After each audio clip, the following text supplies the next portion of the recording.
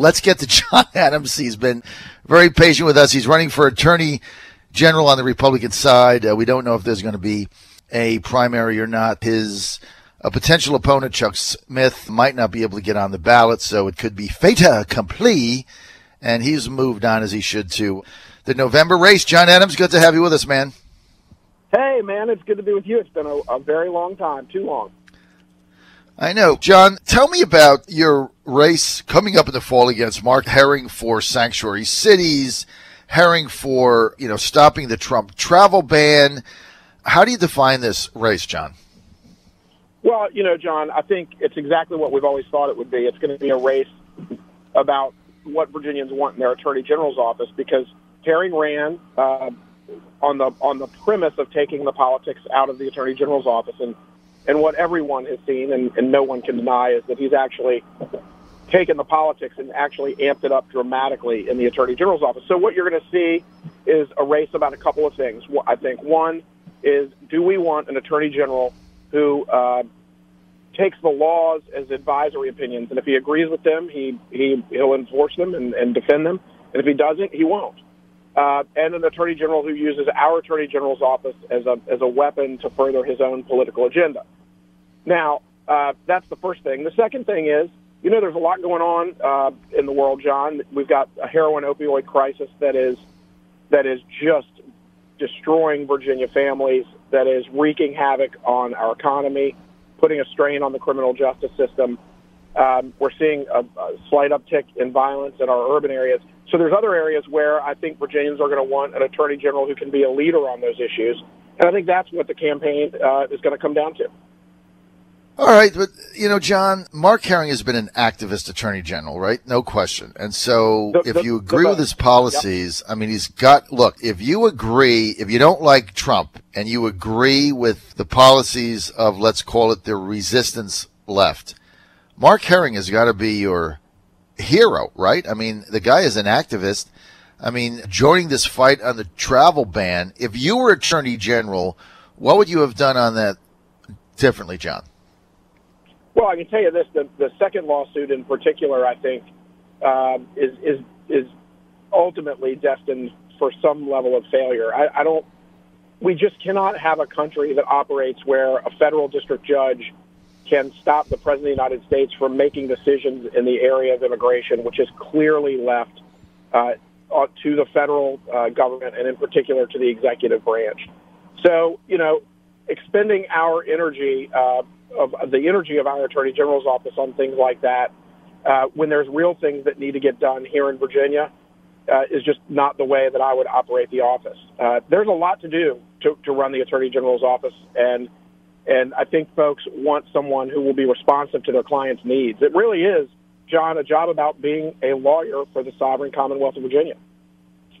All right, John Adams, so let's get to sanctuary cities. Attorney General Jeff Sessions, the other day said that he is going to be very aggressive in seeking ways to simply eliminate or cut funding for cities or municipalities, counties, or other states that violate the law and want to protect illegal immigrants under the guise of sanctuary cities. That's just kind of the term we use, but basically, they're not going to call ICE. They're not going to do anything to get them out of their area. The Attorney General of the United States, Jeff Sessions, says, well, you want to do that? You're in violation of federal law, and I'm going to do everything I can to cut funding from you. Now, there are cities in Virginia that are sanctuary cities. If you are Attorney General of Virginia, are you going to, shall we say, invoke the Sessions rule and work with the Attorney General in cutting funding off to those areas? Well, a couple things, John. First, the important principle at stake here, right?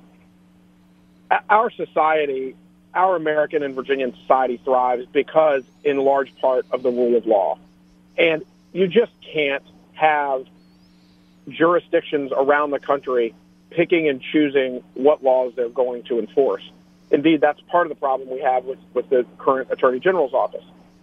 In order for our society to thrive, we have laws that are enacted by the citizens through their bodies, and then we fairly enforce those. Once anyone or any government entity starts picking and choosing which laws it's going to enforce, then you have inequality and you have fairness issues. So the idea of cities blatantly ignoring federal law is incredibly troubling. I will take whatever steps are appropriate to ensure that we are enforcing the laws rigorously and fairly. And, of course, as the Attorney General, there's not much I can do to affect funding, but I believe I'll have an excellent working relationship with the General Assembly, and I'm sure that they will take all appropriate steps to make sure that happens. John, let's get to Dominion Power.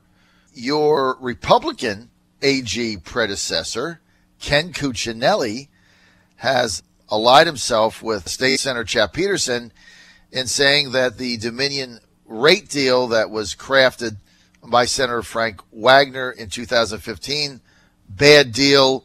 There's no Clean Power Act. That's gone. Trump's already scrapped it. They want to get back to the table on it. Mark Herring, yesterday's office, though, putting out information saying, well, here are the facts.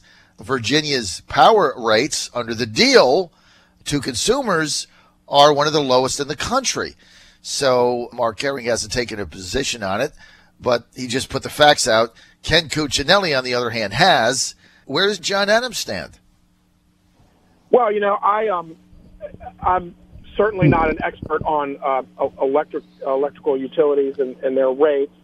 I think the role of the Attorney General is to ensure that the laws passed by the legislature are within bounds. So here's my thought on it. I'm not quite sure why the Attorney General is engaging in the debate that way. My role as the Attorney General would be to let the General Assembly do what it's supposed to do, which is represent the citizens, come up with laws that they think are the appropriate policy. And my job is to make sure that through that process and in the end, the laws that are passed are within the bounds of the Constitution and that they're lawful. And so, these are the kind of things, John, and when we talk about the problem with an activist Attorney General's office, the problem is you take a position that is there structurally inside the government to enforce the will of the people, and it becomes an override of the will of the people. And so what John Adams will do is John Adams will ensure that these laws that are passed are within the confines of the Constitution. And then at that point, these policy decisions are left to the people through their elected representatives. John Adams, if you were Attorney General in Virginia, would you be willing to defend Virginia on a policy issue that you personally disagreed with? Of course, you have to be able to do that, right? That's your job, right? If the legislature passes something that I disagree with, but it is an otherwise lawful act of the people through their legislature, they have hired me as their lawyer, and my job is to defend them. That's absolutely right. And a lot of people jump on Ken Cuccinelli and say, well, Ken was a very activist AG. But what's interesting is if you go back and look at Ken's record, and there's one example I have in my head, and it involved a firearms regulation, which Ken disagreed with. But Ken defended it. He said, look, this is not the way I would run the ship if I were back in the legislature, but I'm going to defend it. And so that's part and parcel for the role of the Attorney General. I will say this, if the legislature did something so crazy, so off the rails, the first thing I would do is, I'm a lawyer, John. I represent some of the biggest companies in the country. Sometimes companies want to do something. They want to go from point A to point B, and they ask their lawyer, can I do it this way? And if you're a good lawyer, you sit down with them and you say, look, there may be a better way, a way that's more defensible, a good way to do it. And you advise your client. And if the General Assembly was ever going to do something crazy, I would do that. I would take up that role, and I would advise them on the most appropriate way to get done what they wanted to get done. If they do something so crazy that you believe it's immoral or unconstitutional and they ignore your advice, you have two choices as the Attorney General. You either defend the law, or if it's so repugnant to you that you can't, you resign, because you can't do your job anymore as the Attorney General for the Commonwealth of Virginia. And so, do I think that's going to happen? Of course I don't. I don't believe that the citizens of Virginia are going to tolerate passing a law like that. But will I have policy differences with the General Assembly? Of course I will. But that's not my job. My job is to defend the sovereignty of the Commonwealth of Virginia, and an important part of that is defending the right of the people to govern themselves the way they see fit. All right, so if you were the Attorney General in 2014, would you have defended Virginia's constitutional amendment to ban same-sex marriage? Yes or no? Yeah, absolutely. It was a constitutional amendment passed by the citizens of Virginia in 2006, including, by the way, one Senator Mark Herring who voted for it. Right. Right. Yeah, I'm not going to be like that, John. I'm not going to be a person who bends with the winds of politics. So voting for it and then just a couple of years later, as Attorney General saying, well, it's not popular anymore, I'll attack it. That's playing games with our form of self-government, and it's inappropriate. Okay, what about this transgender bathroom issue? Is that going to end up in the Attorney General's office? Is it a matter for the General Assembly to take up? Is it a matter for schools, individual school boards? What do you think, John? I think it's a matter. I think it's a matter for individual school boards.